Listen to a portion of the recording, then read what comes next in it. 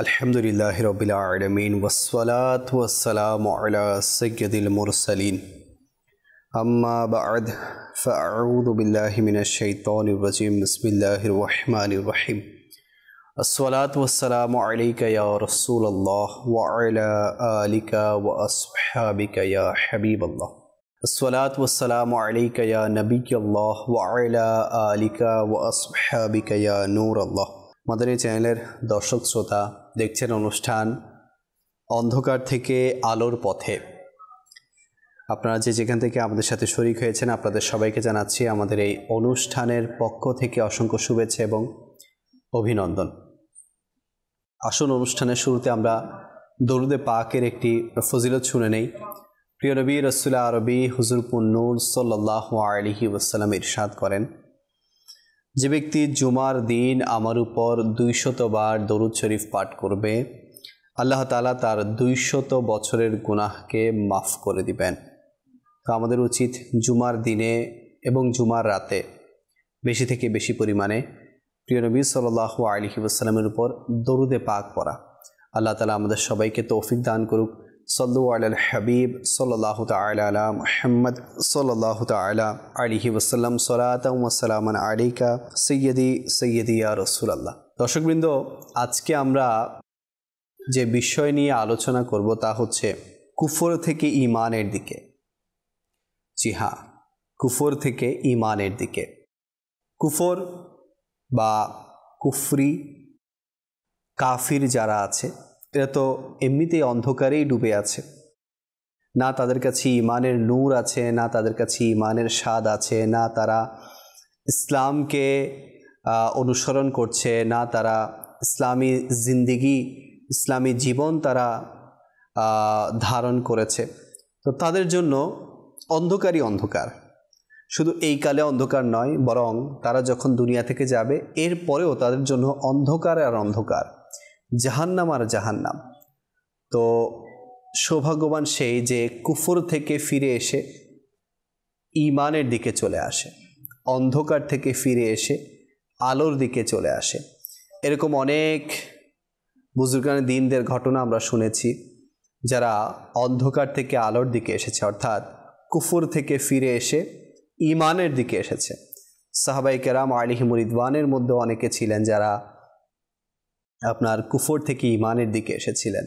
তারা যখন ইসলামকে জানতে পারলেন, যখন তারা ইসলামকে দেখতে পেলেন, যখন তারা নবী পাক সাল্লাল্লাহু আলাইহি ওয়াসাল্লামের জিন্দেগি মুবারাকাকে দেখলেন, তো তারা ইসলামে দাখিল হয়ে গেলেন, ইসলামে প্রবেশ করে ফেললেন।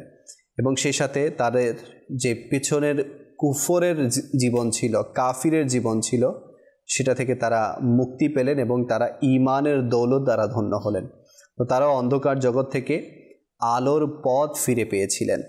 তো আজকে এই টপিক নিয়ে আমরা আলোচনা করব ইনশাআল্লাহুল কারীম। আমাদের সাথেই থাকবেন। আমাদের সাথে মোবালিকে দাওয়াত ইসলামী হিসেবে উপস্থিত আছেন আমাদের নাসির মাদারী ভাই, আর নাতখা হিসেবে আমাদের ইকবাল ভাই আছেন মাশাআল্লাহ। তো আসুন, যেহেতু অনুষ্ঠান শুরু হয়েছে, একটি কালাম আমরা শুনে নিই ইনশাআল্লাহ। আজকের যে বিষয় সে বিষয়ের দিকে আমরা অগ্রসর হব। সল্লু আলাল হাবিব সাল্লাল্লাহু আলা মুহাম্মদ সাল্লাল্লাহু আলাইহি ওয়াসাল্লাম। প্রাণপ্রিয় ইসলামী ভাইয়ের, আমরা নাত রাসূল সাল্লাল্লাহু আলাইহি ওয়াসাল্লাম শ্রবণ করার পূর্বে কিছু ভালো ভালো নিয়ত করুন, কেননা মুসলমানের নিয়ত আর আমল থেকে উত্তম।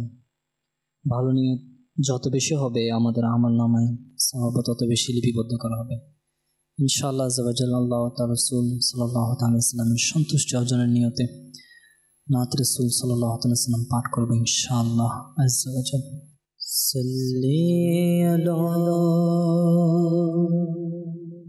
নবিয়িনা সাল্লি আলা মুহাম্মাদিন সাল্লি আলা করিমিনা সাল্লি আলা মুহাম্মাদিন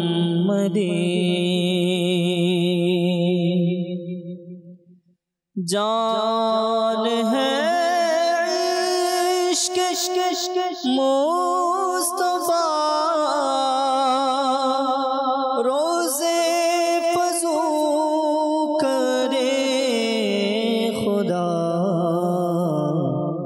जिसको दर्द का मज़ा, जिसको दर्द का मज़ा, नाज़ दवा उठाए क्यों, सल्ले अला नबीना, सल्ले अला मुहम्मदिन, सल्ले अला करीमिना, सल्ले अला मुहम्मदिन।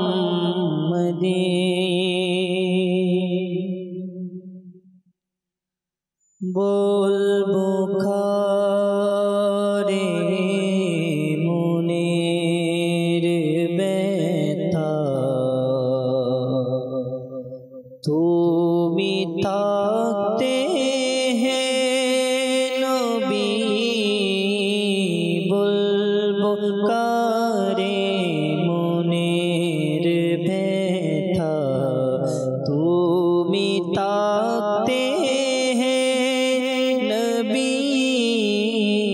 जाबो आमी बोलो कोथा, जाबो आमी बोलो कोथा, तू मिठाते हैं नबी, बुलबुकारे मुनीर बैठा, तू मिटाते हैं नबी। प्रिय नबी गुलाम আমি, আমার আসল পরিচয়, প্রিয় নবীর গোলাম আমি, আমার আসল পরিচয়, ভয় করি না কাউকে আমি, ভয় করি না কাউকে আমি, তুমি তাকতে হে নবী, ভয় করি না আমি কাউকে, তুমি তাকতে হে নবী, বলবো কারে মনের ব্যথা, তুমি তাকতে হে নবী, যাবো আমি বলো কোথা, তুমি তাকতে হে নবী। হতে পারে না কখনো, হবে না তা কোনদিন, হতে পারে না কখনো, হবে না তা কোনদিন, বিপদ আসবে কাছে আমার, বিপদ আসবে কাছে আমার, তুমি তাকতে হে নবী, বলবো কারে মনের ব্যথা, তুমি তাকতে হে নবী। ইয়া রাসূল আল্লাহ, ইয়া হাবিব আল্লাহ, ইয়া রাসূল আল্লাহ, दीदार का तलबगार हूँ मैं आका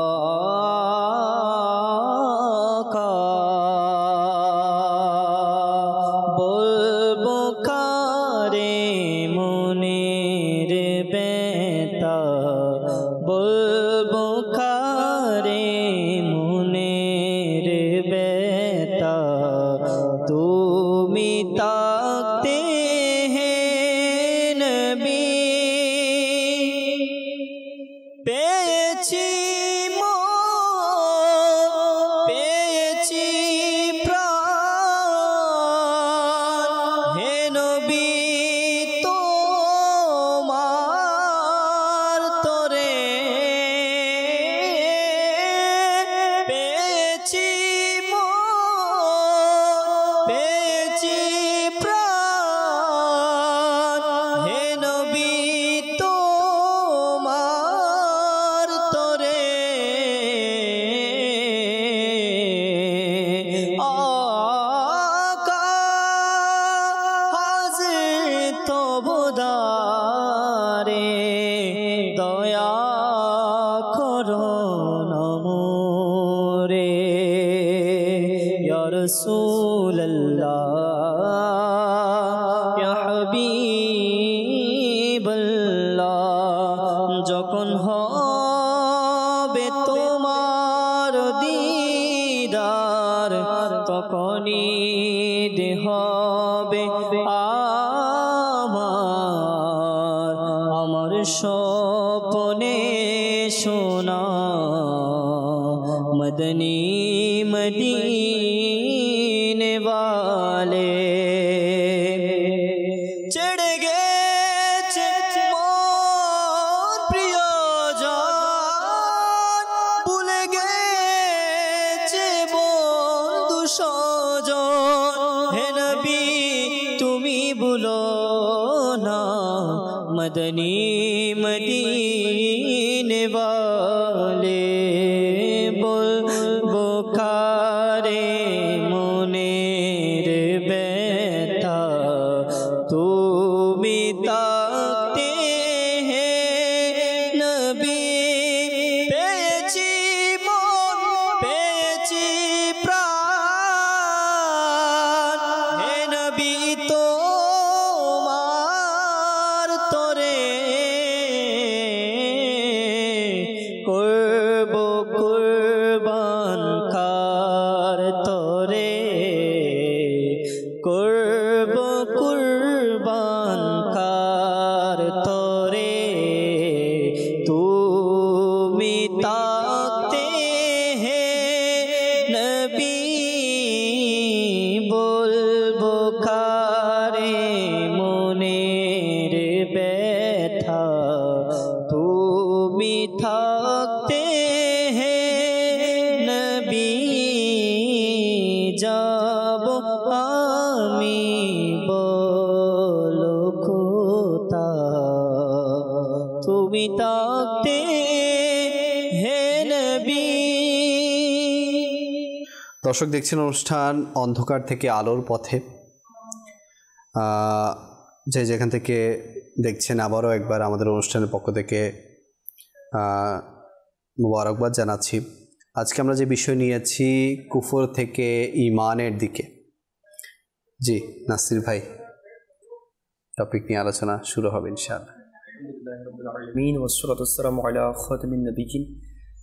আসলে আজকের অনুষ্ঠানের যেটা নাম, অনুষ্ঠানের নামের সাথে আজকের টপিকের সাথে অত্যন্ত গভীর সম্পর্ক রয়েছে।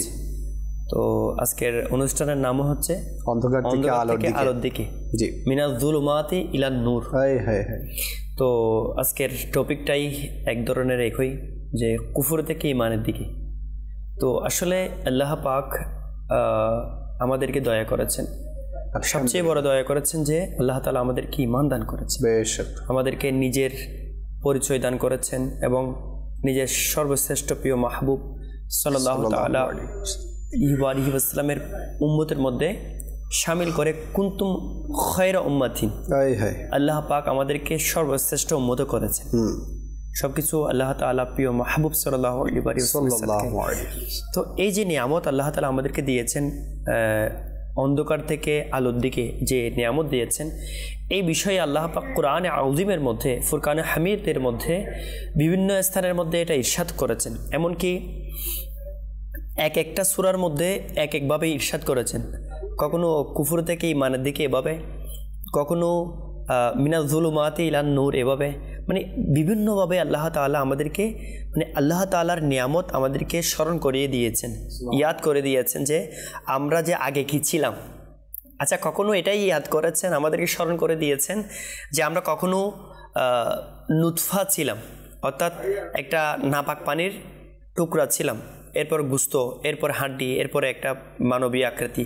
তো আল্লাহ পাক আমাদেরকে যে আগের বিষয়গুলো, আমরা আগে কি ছিলাম, কি অবস্থা থেকে আল্লাহ তাআলা আমাদেরকে পথ দেখিয়েছে, হিদায়াত দিয়েছেন, সিরাতুল মুস্তাকিমের রাস্তার মধ্যে দেখিয়েছেন।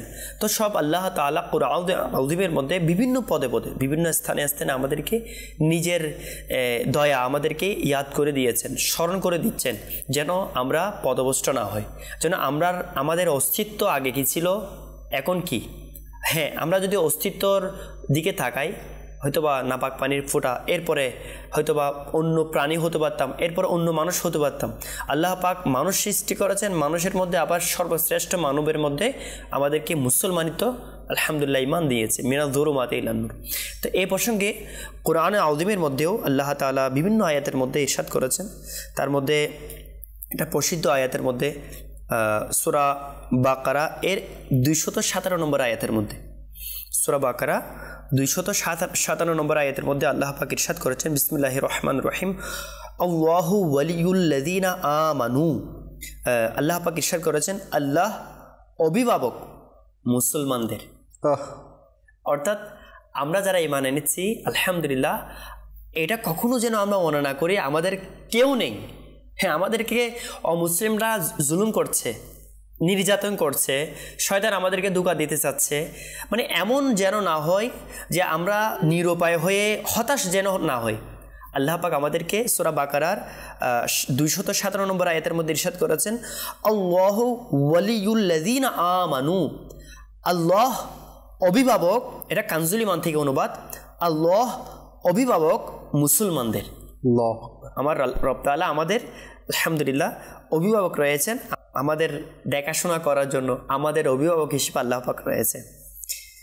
ইউখরিজুহুম মিনাজ যুলুমাতি ইলান নূর, তাদেরকে অন্ধকার রাশি থেকে আলোর দিকে বের করে আনেন। আল্লাহ তাআলা ইরশাদ করেছেন ইউখরিজুহুম মিনাজ যুলুমাতি ইলান নূর। আল্লাহ পাক তাদেরকে, অর্থাৎ মুসলমানদেরকে অন্ধকার রাশি থেকে আলোর দিকে বের করে আনেন। এবং ইরশাদ হচ্ছে ওয়াল্লাযীনা কাফারু আউলিয়াউহুমুত তাগুত, এবং কাফিরদের সাহায্যকারী হচ্ছে শয়তান। জি, কাফিরদের সাহায্যকারী কে? শয়তান। কোরআনে আযীম ইরশাদ হচ্ছে এবং কাফিরদের সাহায্যকারী হচ্ছে শয়তান। তারা তাদেরকে আলোর থেকে অন্ধকার রাশির দিকে বের করে নিয়ে যায়। সুবহানাল্লাহ। আলো থেকে, মানে অনেক ব্যক্তি ছিল যারা আগে মানে আলোর দিকে ছিল, মুসলমানত্বের ছিল, কিন্তু শয়তানের কপ্পরে পড়ে শয়তান তাদের যখন নাউযুবিল্লাহ অভিভাবক, তাদের বলা হচ্ছে আল্লাহ তাআলা ইরশাদ করে তাদের, আর কাফিরদের সাহায্যকারী হচ্ছে শয়তান। মানে শয়তানের কুমন্ত্রণার মধ্যে পড়ে তারা অনেক সময় নেকি থেকে, অনেক সময় দেখা যাচ্ছে না ছোটকালে আগে মানে অনেক ভালো আমল করতো, যখন একটু পড়ালেখা বেশি করে ফেলে, প্রয়োজনের চেয়ে বেশি করে ফেলে, তখন এটা নাই এটা নাই এটা নাই এটা নাই করতে করতে করতে করতে শেষ পর্যন্ত বলতেছে নাউযুবিল্লাহ সৃষ্টিকর্তা বলতে কেউ নেই। এগুলোকে প্রথমে মুসলমান ছিল, প্রথমে আলোর দিকে ছিল। বাবা যখন কিয়াম করতো ভালো লাগতো, বাবা যখন হাত ধরে বাচ্চাকে মাজার শরীফে, আল্লাহ ওয়ালাদের মাজার শরীফে নিয়ে যেত, তখন ভালো লাগতো। আস্তে আস্তে বেশি পড়ালেখা, মানে হয়তো বা প্রয়োজন যতটুকু তার চেয়ে বেশি পড়ালেখা করে যাওয়ার কারণে অনেক সময় কি দেখা যায়, তো শেষ পর্যন্ত বলে দেয় যে এটা নাই এটা নাই এটা নাই এটা নাই, শেষ পর্যন্ত আস্তাগফিরুল্লাহ মানে নাউযুবিল্লাহ বলে দেয় দুনিয়া জগৎ তো সবগুলো সেকুলারিজম, নাউযুবিল্লাহ লাইব্রেরিজম যেগুলো বলে নাউযুবিল্লাহ, বর্তমানে নাস্তিক। তো আল্লাহ তাআলাকে মানতেছে না, আল্লাহ পাকের অস্তিত্বকে মানতেছে না, অর্থাৎ দুনিয়ার যে আল্লাহ পাক যে সৃষ্টি করেছেন এটাকে না মানে। এগুলো অনেক সময় এরকম হয়ে থাকে, মানে নূর থেকে অন্ধকারে চলে যায়। প্রথমে কি ছিল? প্রথমে নূর ছিল, মানে মুসলমানিত্ব ছিল, নামাজ পড়তে যেত। এখন যেহেতু শেষ পর্যন্ত বেশি পড়ালেখার কারণে যখন দেখা যাচ্ছে যে আল্লাহ পাকের অস্তিত্বকে অস্বীকার করছে, নাউযুবিল্লাহ বলতেছে দুনিয়াতে সবগুলো ন্যাচারালি হচ্ছে, আস্তাগফিরুল্লাহ, আল্লাহ তাআলার অস্তিত্বকে যখন অস্বীকার করা শুরু করে দিয়েছে, তখন আর এর নামাজ দিয়ে লাভ কি? তখন তার জুমা দিয়ে লাভ কি? তার ঈদের নামাজ, তার মায়ের জানাজা পরে আর লাভ কি? তো আল্লাহকে অস্বীকার করে বসেছে। তো আগে কি ছিল? মুসলমানিত্বের মধ্যে ছিল। কার কপরে পরে, কার অনুসরণ করে? শয়তান। তাদের সাহায্যকারী কে? আল্লাহ তাআলা ইরশাদ করেছেন, এবং কাফিরদের সাহায্যকারী হচ্ছে শয়তান। তারা তাদেরকে আলো থেকে অন্ধকার রাশির দিকে বের করে নিয়ে যায়। এরাই দুজকবাসী। আল্লাহ পাক ইরশাদ করেছেন, উলাইকা আসহাবুন নার হুম ফিহা খালিদুন। আল্লাহ তাআলা ইরশাদ করেছেন এরাই দুজকবাসী, এবং এদেরকে নাউযুবিল্লাহ সেখানে স্থায়ীভাবে থাকতে হবে। এর তাফসিরের মধ্যে খাজাইনুল ইরফানের মধ্যে ইরশাদ হচ্ছে, এর ব্যাখ্যার মধ্যে, কুফর ও গুমরাহি থেকে ঈমান ও হিদায়াত এর আলোতে আল্লাহ তাআলা আমাদেরকে দান করেছেন এবং সমগ্র পৃথিবীর সালতানাত দান করেছেন। এই জন্য সে কৃতজ্ঞতা ও অনুগত প্রকাশ করার পরিবর্তে অহংকার ও দম্ভ প্রকাশ করলো এবং প্রতিপালক হবার দাবি করতে লাগলো। এভাবে শয়তান নাউযুবিল্লাহ আল্লাহ পাককে অস্বীকার করতে লাগলো।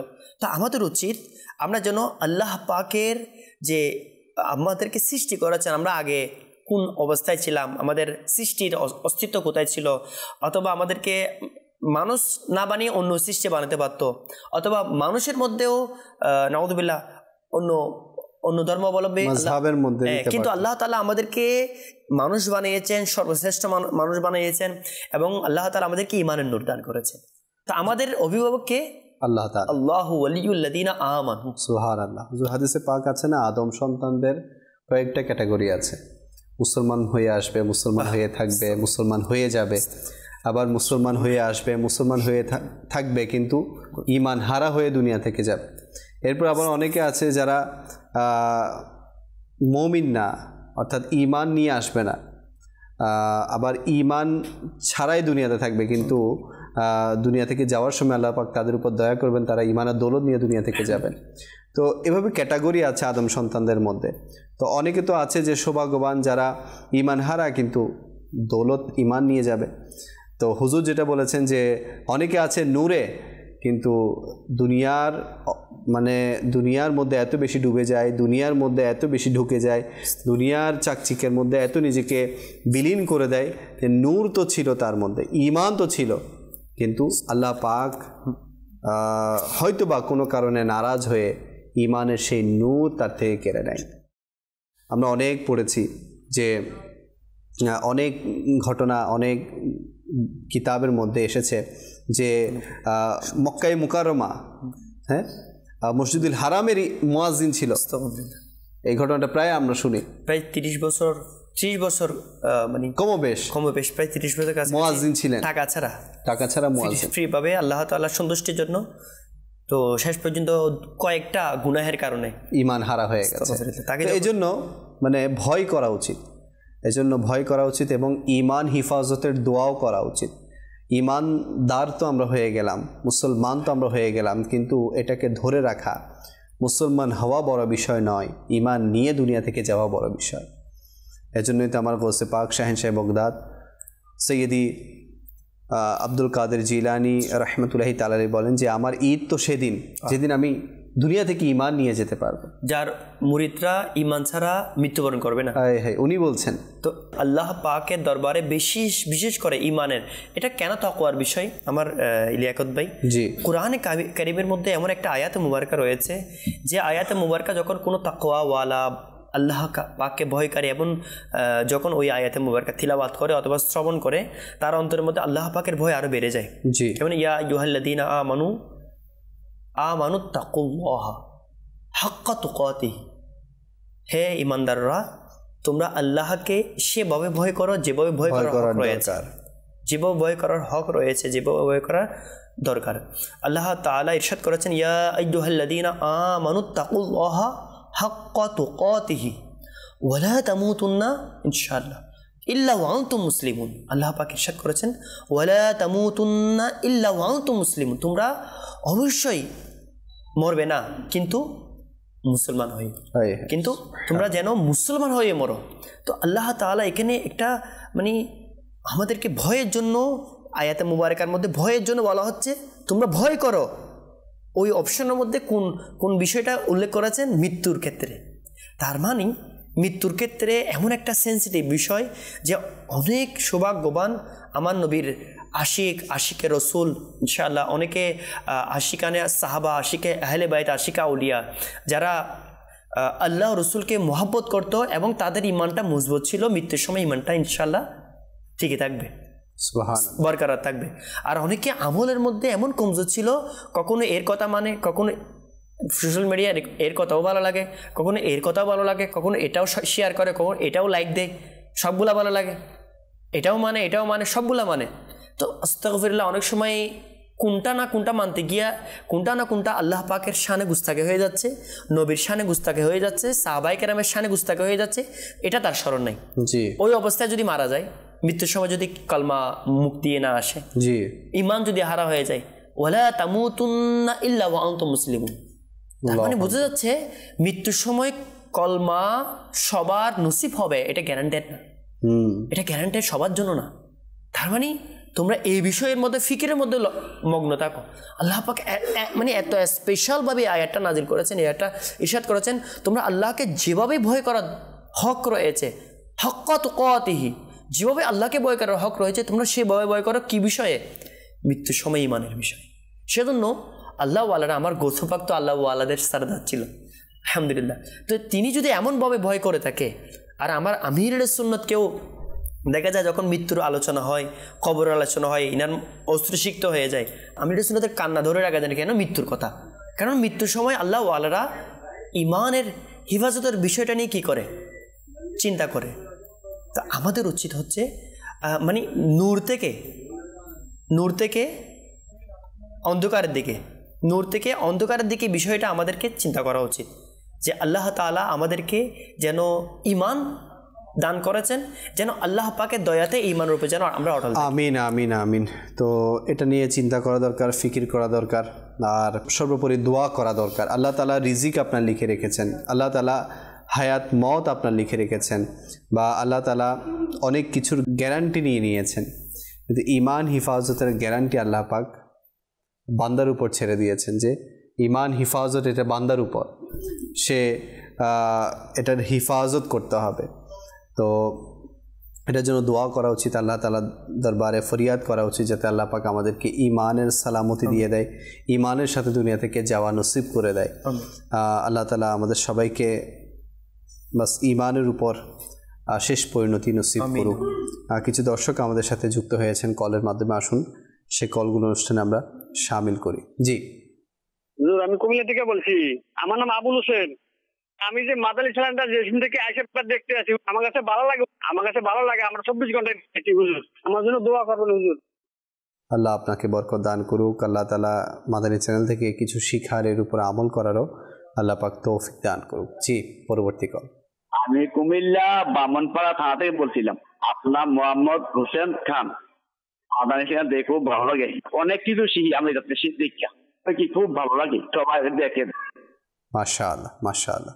এভাবে অন্যকেও দেখার দাওয়াত দিবেন, আপনি সওয়াবও পাবেন। জি, পরবর্তী কল। আমার নাম মাহাদি হাসান রিফাত, ময়মনসিংহ জেলা থেকে। আমি একটি গজল শুনতে চাই। আবার এলো রমজান। আচ্ছা, রমজান তো এখনো আসে নাই, আসবে ইনশাল্লাহ কয়েক মাস পরে, তখন ইনশাল্লাহ আমরা এটা শুনবো। জি, পরবর্তী কল। আমি জমাই থেকে দেখি আমি একটা নাচ শুনতে যাই, আমার মনে এইবার শোনা। আচ্ছা, আমাদের সাথেই থাকবেন, আমরা নাচ শোনানোর চেষ্টা করবো। জি, পরবর্তী কল। কুমিল্লা রসুলপুর। আমার নাম মোহাম্মদ হাসান।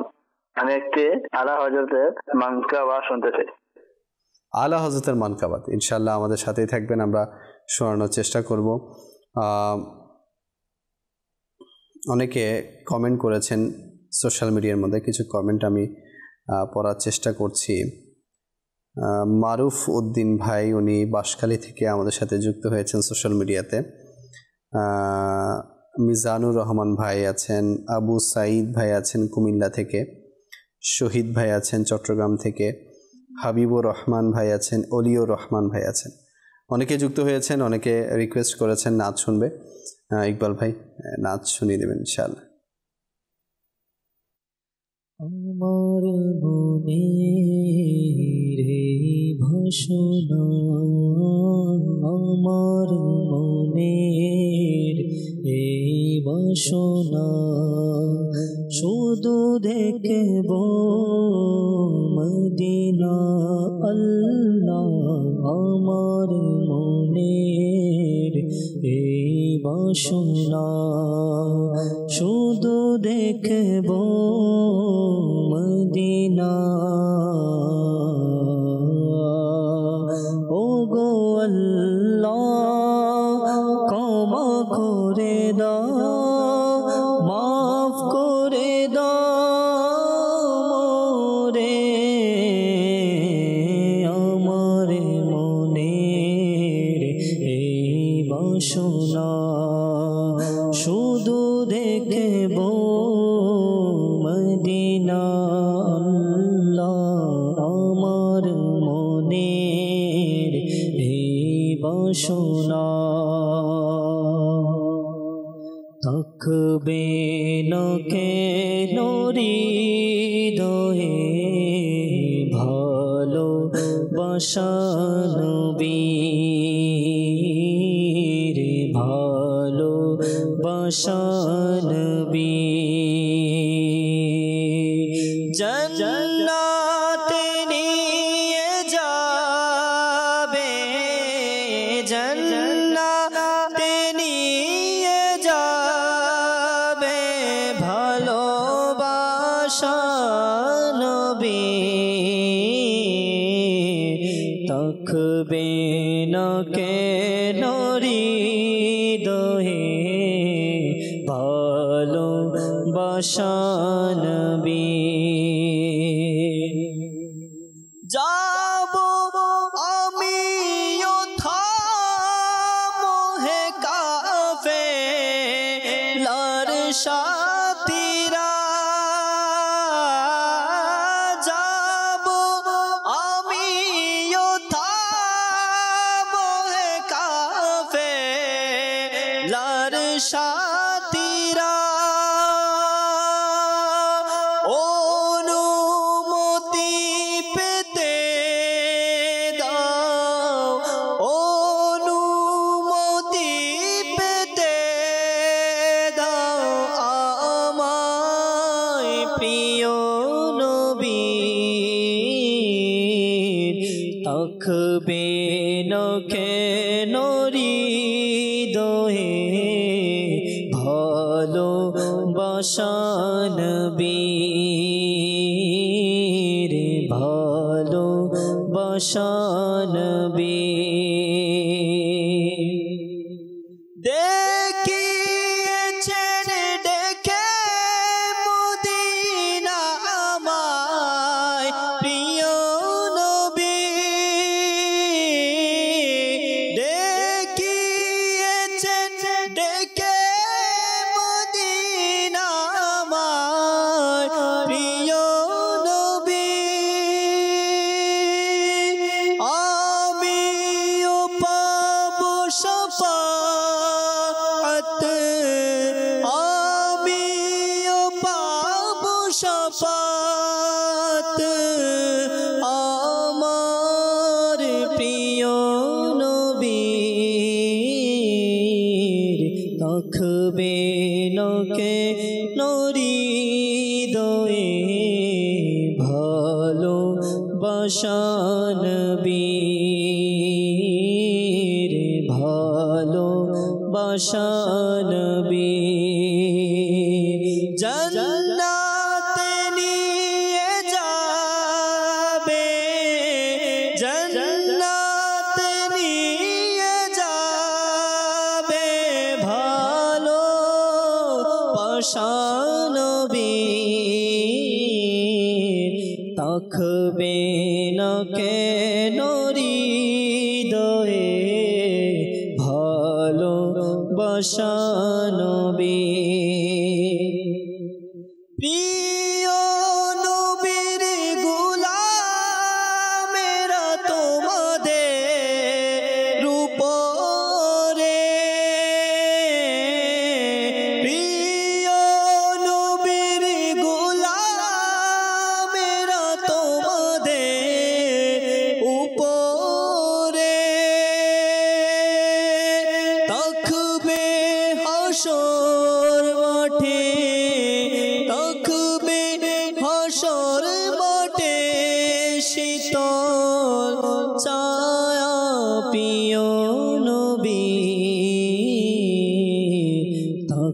বিলোকে হৃদয়ে ভালোবাসা নবীর ভালোবাসা নবীর। আল্লাহ সুবহান আল্লাহ সুবহান আল্লাহ। কেন থাকবে না হৃদয়ে নবীর ভালোবাসা? যে নবীর ভালোবাসা ওমরকে কুফর থেকে ঈমানের দিকে নিয়ে এসেছে, যেই ভালোবাসা সিদ্দিকে আকবর রাদিয়াল্লাহু তাআলা আনহুকে কুফর থেকে ঈমানের দিকে নিয়ে এসেছে। আবার যেই গুস্তাখি, যেই নবী বিদ্বেষ ওনার আপন জনকে ঈমান থেকে আবার দূরে ঠেলে দিয়েছে। হুজুর কি বলবেন এই ব্যাপারে? আসলে আমার ফারুক আজম রাদিয়াল্লাহু তাআলা আনহু তো আল্লাহ পাকের দয়াতে আমার নবীর প্রেমে এমনভাবে মগ্ন হয়ে গিয়েছেন। হ্যাঁ, এসেছেন কি জন্য? তো আমার নবীর দরবারে বলে না জুলফো কা আসির, আমার নবীর পবিত্র জুলফির কায়দি হয়ে গিয়েছেন। তো আমার নবীর অর্থাৎ জুলফি আমার পবিত্র নবীর বাবরি চুলের মধ্যে বন্দী হয়ে গিয়েছেন। তো আমার নবী পাক সাল্লাল্লাহু আলাইহি ওয়াসাল্লামের চেহারা আনোয়ার শরীফ এমন ছিল যে চেহারা আনোয়ার শরীফ দেখে অন্ধকার থেকে আলোর দিকে মানে আল্লাহ তাআলা হিদায়াত যাদেরকে রেখেছেন কলমা পড়ে মুসলমান হয়ে যেত। হযরত সাইয়েদনা সুলতান বাহু রাহমাতুল্লাহ তাআলা আলাইহির একজন আওলাদ রাসূল, ইনার একটা ঘটনা এভাবে শুনে থাকি আমিরুল সুন্নাতের সাপ্তাহিক রিসালার মধ্যে। তো উনার একটা কারামত এমন ছিল, ছোট বয়সে শৈশবে উনাকে রাস্তা দিয়ে যারাই দেখতো অনায়াসে কলমা পড়ে মুসলমান হয়ে যেত। কাকে? আওলাদে রসুলকে, আমার নবীর আহলে বাইতের একজন আওলাদে রসুলের একজন ওলি আল্লাহকে। সুবহানাল্লাহ। সাহাবী না, তাবেঈন না, তাবা তাবেঈন না, সাহাবাই কেরামের অনুসরণকারী একজন আউলিয়ায়ে কেরাম, কিন্তু আওলাদে রসুল। আমার নবীর তেরে নসলে পাকে মে বাচ্চা বাচ্চা নূর কা। তো আমার নবীর ফয়জে কারাম এমন ছিল, ওই হযরত সাইয়েদনা সুলতান বাহু রাহমাতুল্লাহ তাআলা আলাইহি শৈশব বয়সে, তো আমিরুল সুন্নাত এটা লিখেছেন সাপ্তাহিক রিসালার মধ্যে, ফয়জানা সুলতান বাহু রাহমাতুল্লাহ তাআলা আলাইহি ইসলামের মধ্যে, ওনাকে দেখেই রাস্তাঘাটের মধ্যে মানুষ অনায়াসে কলমা পড়ে মুসলমান হয়ে যেত। আচ্ছা, এই বিষয়টা ওই দেশের মধ্যে এমনভাবে ছড়িয়ে পড়েছে, যখন মানুষ সবাই দেখে দেখে মুসলমান হচ্ছে, তাদের মধ্যে একটা হইচই পড়ে গেছে। তো ওনার সাথে যারা তর্ক করার জন্য বা ওই ছেলেটা কেমন দেখার জন্য আসতো, সে কলমা পড়ে মুসলমান হয়ে যেত। শেষ পর্যন্ত আদালতের মধ্যে বিচারের মধ্যে নালিশ দেওয়া হয়েছে। তো এই ছেলেটার শেষ পর্যন্ত বলা হয়, এই ছেলেটার দুষ্টা কি? বলে দুষ্টা তো কিছু পাওয়া যাচ্ছে না খুঁজে, দুষ হচ্ছে মানে এটাই যে ইনি আলহামদুলিল্লাহ আওলাদে রাসূল, ইনার চেহারা মুবারকে এমন নুরানিয়ত, যারা ইনার চেহারা দেখে কলমা পড়ে মুসলমান হয়ে যায়। সুবহানাল্লাহ। তো আমার নবীর নসল মুবারকার যদি শান এটা হয়, তো ये शान है खिदमतगारों की सरकार का आलम क्या हो। আমার নবীর তো চেহারা আনোয়ার শরীফের মানে আলহামদুলিল্লাহ হে কালাম ইলাহি মে শামসুদ্দোহা তেরে চেহারায়ে নূর ফজা কে কসম। তো আমার নবীর চেহারা আনোয়ার শরীফ এমন ছিল, মানে যারা আমার নবীকে আহত করতে অথবা খারাপ নিয়তে আসতো, অনেক সময় কেউ আমার নবীর তিলাওয়াতে মুবারাকা শোনে, তিলাওয়াতে মুবারাকা শুনে কেউ মিনাজ জুলুমাতি ইলান নূর, আজকের টপিক না, মিনাজ জুলুমাতি ইলান নূর, অন্ধকার থেকে নূরের প্রতি চলে আসতো। অর্থাৎ আমার নবীর চেহারা মুবারক দেখে কেউ কলমা পড়ে ফেলতো, কেউ আমার নবীর তিলাওয়াত মুবারক দেখে কলমা পড়ে ফেলতো, আর কেউ আমার নবীর সাখাওয়াত দেখে, কেউ আমার নবী পাক সাল্লাল্লাহু আলাইহি ওয়াসাল্লামের যে দানশীলতা, কেউ আমার নবী পাক সাল্লাল্লাহু আলাইহি ওয়াসাল্লাম যে মানুষকে রেসপেক্ট করছিল, উনি মানে দরবারের রিসালাতের মধ্যে একজনে এসেছে, তাকে বসার জন্য আমার নবীর চাদর মুবারক দিয়ে দিয়েছে। ওই চাদর মুবারক যখন মানে সম্মান করে তাকে রেসপেক্ট দেওয়া হয়েছে বিছানোর জন্য। তো এটা বললেন মুসলমানের নবী এত সম্মানিত, তার চাদর মুবারক আমাকে দিয়েছে বসার জন্য, তো আমি আর থাকতে পারলাম না, ওই সম্মানটা দেখে ওখানেই মিনাজ জুলুমাতি ইলান নূর, ওখানে কলমা পড়ে মুসলমান হয়ে গেছে। তো নবী পাক সাল্লাল্লাহু আলাইহি ওয়াসাল্লামের আদা আল্লাহ পাক এমনভাবে সৃষ্টি করেছেন যে আমার নবী পাক সাল্লাল্লাহু আলাইহি ওয়াসাল্লামের কে আল্লাহ তাআলা হিদায়াত ইয়াফতা, অর্থাৎ হিদায়ত আল্লাহ পাকের দয়াতে হিদায়তের সূর্য হিসেবে সৃষ্টি করেছেন। অর্থাৎ যাকে দেখেই মানে দিবালোকের মতো ওই হিদায়তের মানে পথটা, হিদায়তের যে ইসলাম, এটা স্পষ্ট হয়ে যায়। আলহামদুলিল্লাহ আল্লাহ পাকের দয়াতে বড় বড় যারা ইসলামের বিদ্বেষ ছিল, তারা কলমা পরে পরে ইসলাম ধর্ম গ্রহণ করেছেন। এদের মধ্যে অন্যতম হচ্ছে হযরত সাইয়েদনা ফারুক আযম, এদের মধ্যে অন্যতম হযরত সাইয়েদনা আবু সুফিয়ান রাদিয়াল্লাহু তাআলা। এর মধ্যে আবার আমার আকার প্রিয় চাচাজান হযরত সাইয়েদনা সাইয়্যিদুশ শুহাদা আমির রাসূলুল্লাহ হযরত সাইয়্যিদুনা আসাদুল্লাহি আসাদি রাসূলি হযরত সাইয়্যিদুনা আমির হামজা রাদিয়াল্লাহু তাআলা। হ্যাঁ, তিনি প্রথম ঈমান আনয়ন করেননি, কিন্তু ভাতিজা হিসেবে যখন আমার প্রিয় নবী সাল্লাল্লাহু আলাইহি ওয়াসাল্লামের উপর আবু জাহেল বেশি নির্যাতন শুরু করে দিয়েছে, শেষ পর্যন্ত যখন আমার নবীকে যখন আঘাত করলো, তখন ওই আঘাতটা দেখে আমির হামজা রাদিয়াল্লাহু তাআলা আনহু ঈমান আনয়নের পূর্বে আবু জাহেলকে যখন এই আঘাত দেখেছেন আমার নবীকে কষ্ট দিয়েছে, তো আবু জাহেলকে যখন আঘাত করে সাথে সাথে এসে মানে একটা জজবাতে এসে আমার নবীর দরবারে এসে মানে ভাতিজাকে এত কষ্ট দিচ্ছে বারবার, চলুন ভাতিজার কলমা পড়েনি, কলমা এমন পড়েছে আলহামদুলিল্লাহ সাইয়্যিদুশ শুহাদা হয়ে গিয়েছে। কেমন মিনাজ জুলুমাতি ইলান নূর। আজকে তো টপিক এটা না, আউলিয়া কিরামদের মধ্যে আউলিয়া কিরামের শান দেখে, মানে একজন ব্যক্তি ছিল ফয়জানে সুন্নতের মধ্যে, তো অনেক বড় আল্লাহর ওলি, তো ইনার যিনি ডাক্তার ছিল প্রকাশ্যভাবে ওই ডাক্তারটা অমুসলিম ছিল, তাকে যখন শারীরিকভাবে চেক আপ করিয়ে সুস্থ করে ফেলেছেন, শেষ পর্যন্ত বললে আপনার কাছে এই যোগ্যতাটা কিভাবে অর্জন হলো? বললেন আমি তো মানে শারীরিক চিকিৎসক, এই যোগ্যতাটা আমি অর্জন করেছি একটা আধ্যাত্মিকতার মাধ্যমে। কিভাবে? আমি অন্তর আমার নফস যা বলে তার বিপরীত কাজ করি সবসময়। অথচ আল্লাহর ওয়ালি চিকিৎসা করেছে। আমরা অনেকে যাই না, দেখি যেমন আমিরুল সুন্নত অনেক ডাক্তারের কাছে যাই, বা অনেক ডাক্তার আমিরুল সুন্নত কাছে আসে চিকিৎসা করার জন্য, মানে প্রকৃতপক্ষে চিকিৎসককে এখানে লিয়াকত ভাই দেখেন, ওই আল্লাহওয়ালা যখন এটা ফয়জানে সুন্নতের ঘটনা, আল্লাহওয়ালা যখন চিকিৎসা করে সুস্থ হয়ে গেলেন, এনাকে জিজ্ঞেস করলেন তোমার কাছে এই ক্ষমতা কিভাবে আসলো যে মানুষকে এত সুন্দর চিকিৎসা করাতে পারো? তিনি বললেন আমি আমার অন্তরের নফসের বিপরীত কাজ করে করে এই ক্ষমতাটা অর্জন করেছি। বলে একটা কাজ করো, তুমি প্রত্যেকটা কথাকে তুমি নফসের বিপরীত কাজ করে তুমি সাকসেসফুল হয়েছো? বলে জি হ্যাঁ। তাহলে একটা কাজ করো, তুমি কলমা পড়ে মুসলমান হয়ে যাও। তোমার নফস কি বলে দেখো। নফস বলতেছে আমি তো কলমা পড়বো না।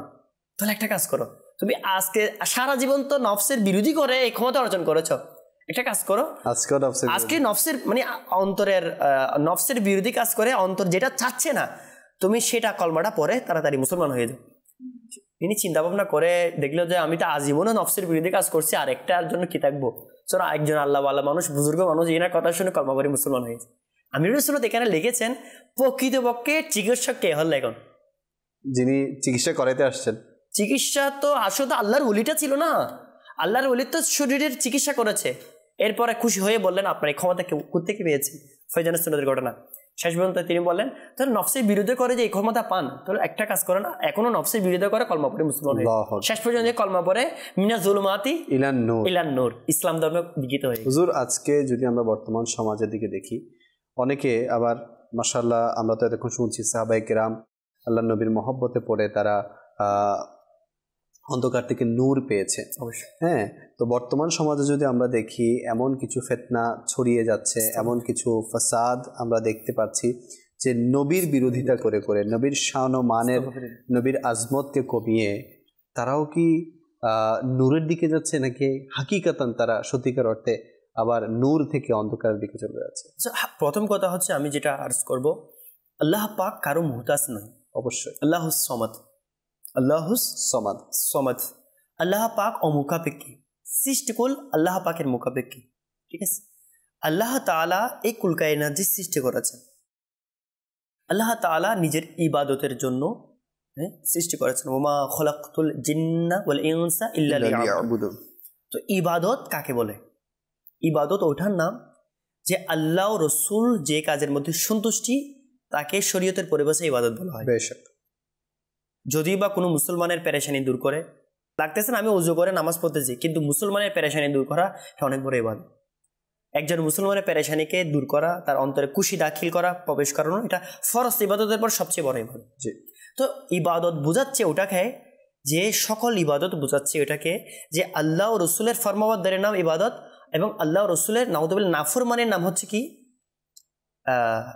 ইবাদতের বিরোধী নাফরমানি, গুনাহের কাজ।